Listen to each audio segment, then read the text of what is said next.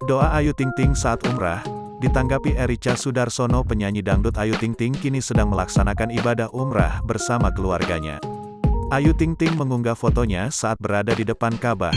Dalam caption, Ayu Ting Ting mengungkapkan rasa syukurnya dapat mengikuti ibadah umrah dengan lancar. Ayu juga menyampaikan isi doanya, ia berharap agar semua orang yang sedang berjuang ke Mekah untuk terus bersemangat dalam mengusahakan itu. Doa baik tersebut juga mendapatkan tanggapan dari Tante Ayu Ting Ting, yakni Erica Sudarsono. Penyanyi dangdut Ayu Ting Ting mengajak keluarganya yakni Ayah Ozak, Umi Kalsum, Asifa Nuraini, Nanda Fahrizal hingga Bilkis Humaira Razak ke Mekah, Arab Saudi. Tujuan Ayu Ting Ting mengajak keluarganya itu untuk menjalankan ibadah umrah. Namun, ketika tiba di Arab Saudi, tak terlihat Ayu Ting Ting ikut bersama Ayah Ozak dan lainnya melaksanakan ibadah umrah. Sifa baru-baru ini juga mengabarkan terkait kondisi kesehatan sang kakak. Dalam unggahannya, Ayu terlihat tengah tertidur di atas kasur dengan tumpukan bantal.